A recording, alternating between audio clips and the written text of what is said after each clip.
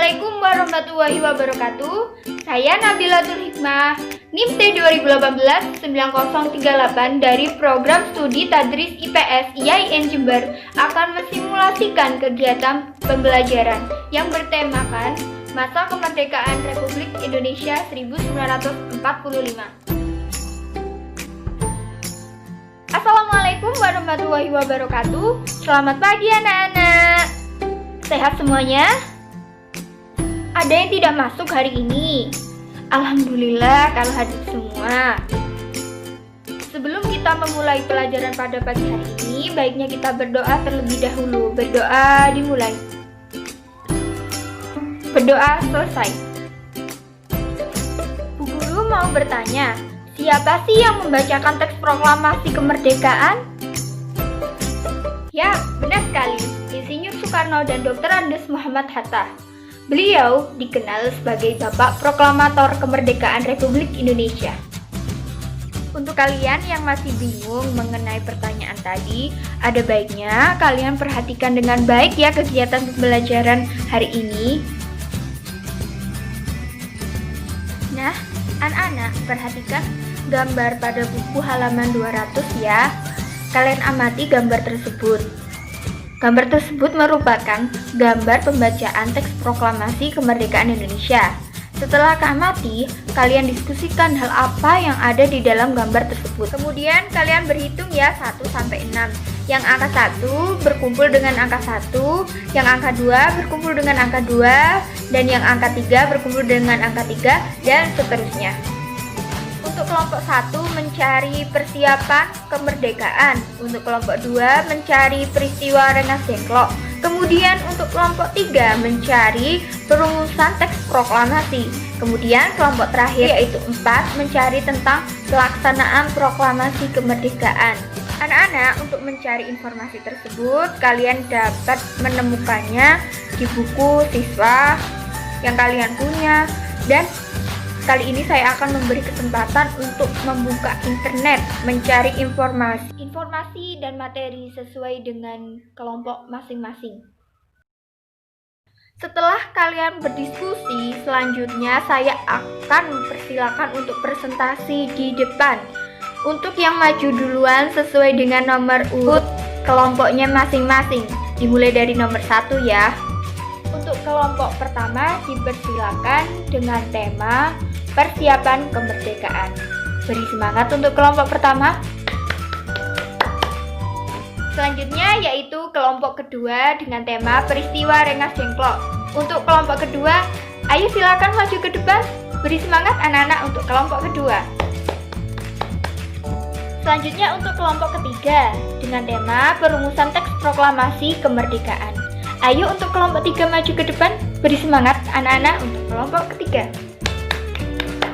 Selanjutnya kelompok terakhir dengan tema pelaksanaan proklamasi kemerdekaan.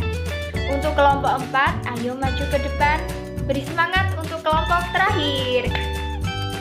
Diskusi yang sangat baik sekali. Beri aplaus untuk semua kelompok yang sudah berani maju ke depan. Dapat kita simpulkan bahwasannya peristiwa proklamasi kemerdekaan adalah peristiwa yang penting bagi negara kita. Karena apa? Karena peristiwa ini merupakan tonggak berdirinya negara Republik Indonesia yang berdaulat, yang menunjukkan bahwasannya Indonesia telah merdeka dan bebas dari penjajahan.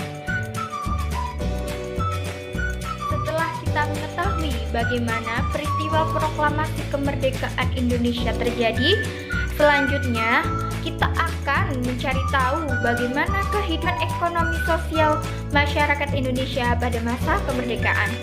Anak-anak, untuk selanjutnya kalian perhatikan dengan baik ya PPT yang ada di depan. Pada masa kemerdekaan, keadaan ekonomi Indonesia masih kurang stabil karena terdapat masalah-masalah ekonomi yang terjadi saat itu. Masalah-masalah tersebut diantaranya 1. Permasalahan inflasi. Inflasi terjadi karena mata uang Jepang beredar secara tidak terkendali.